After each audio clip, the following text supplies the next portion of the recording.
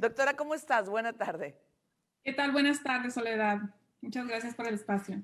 Muchas gracias. Le comentaba a la audiencia que en el marco del Día Internacional de la Mujer y la Niña en la Ciencia, pues abordar contigo, doctora, el papel de la mujer en la ciencia. ¿Cómo lo podemos desarrollar? Es que caramba, cuando pensamos de la mujer en la ciencia, pues cuántos referentes históricos se nos vienen. Marie Curie, por ejemplo. Obligados, ¿sí? Sí. Sí, ¿Cuál? bueno, Adelante, adelante, Raquel. sí, gracias. Primero, yo quisiera que pensáramos un momento en cuando uno dice científico con no. Y aunque sabemos que se habla de una manera en general, por lo regular, la imagen que viene a nuestra mente, al menos cuando estábamos niñas, era la de un hombre trabajando en un laboratorio. Ujú. Ahora esto ha cambiado. Esto ha cambiado. Tenemos mujeres desarrollando tecnología, por ejemplo, quien está liderando la elaboración de vacunas son mujeres. O sea, los equipos en Pfizer, en AstraZeneca, en varias, Johnson Johnson, son mujeres las que lideran los equipos. Entonces, estamos viendo caras. Por ejemplo, quien está a cargo de las operaciones de SpaceX, esta agencia espacial de Elon Musk, es una mujer. Entonces, son cosas que tal vez ahora estamos empezando a ver que están cambiando esta manera que nosotros pensamos.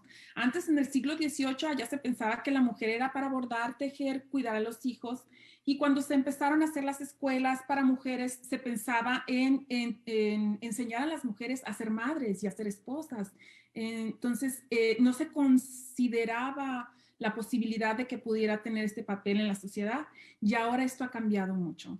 Estamos viendo que la importancia de tener mujeres en desarrollos científicos es mucho más grande de lo que pudiéramos pensar. ¿Por qué? Porque las mujeres complementamos la visión y la perspectiva a la hora de desarrollar un producto. Por ejemplo, por ponerte un ejemplo, tenemos un ejemplo clásico donde las empresas se dieron el estrellón porque no tenían mujeres en sus equipos, ¿no? Está el caso de Amazon con Ujú. sus casas inteligentes. Al principio, y de hecho todavía se batalla con eso, se piensa, no, pues una casa inteligente que se trabajó en eso y ¿qué tenían? Control. Se apaga la luz, se prende el aire acondicionado, se regula la temperatura, se apaga, se prenden las cosas, le digo y demás, sí. Pero no iba más allá. Si yo te pregunto, Soledad, ¿tú qué quisieras que se hiciera de modo automático en tu casa? Tú me Barrer, contestarías algo diferente de eso. barrer, Que se barra sola, que se limpie sola, que poner la los trastes se laven lavadora. solos, ajá, que la ropa se lave y se doble. O sea, es una visión totalmente diferente. Entonces, ¿por qué es que nosotras vemos estas cosas y los hombres solamente están viendo lo otro? Porque la vida que llevamos es distinta, nuestra visión es distinta. Entonces, cuando tenemos equipos de trabajo donde se unen mujeres y hombres, tenemos una visión redonda, 360. Se Por complementa, eso pues. así es, así es. Un ejemplo que siempre pongo es el caso de las bolsas de aire de Honda, que desgraciadamente en el equipo solamente había hombres y murieron mujeres porque no se consideraron en las pruebas los dummies, estos maniquíes a la hora de los choques, que Ujú. prueban los choques, los impactos y el comportamiento de las bolsas a la hora del impacto.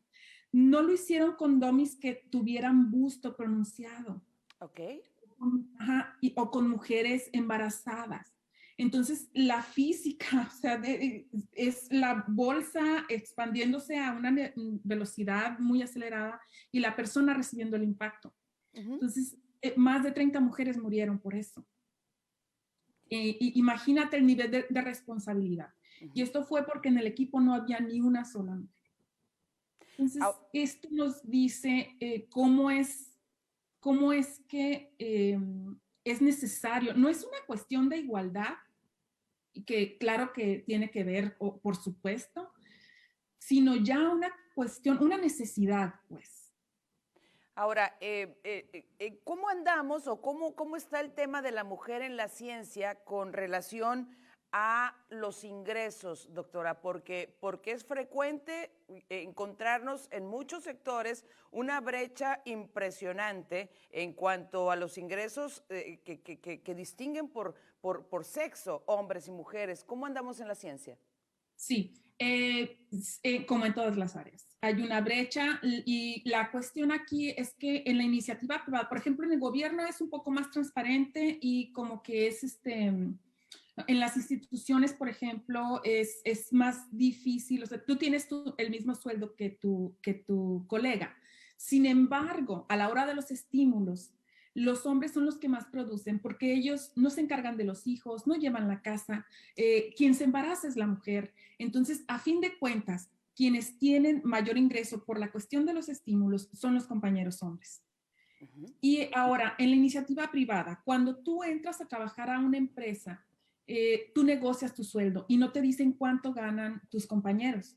Entonces, es un problema porque con el sueldo de arranque es tu sueldo base para iniciar tu carrera y de ahí partes. Entonces, si tú partes de un arranque acá y tu compañero de un arranque acá, va a estar difícil hacer esa nivelación, o al menos te costará más tiempo.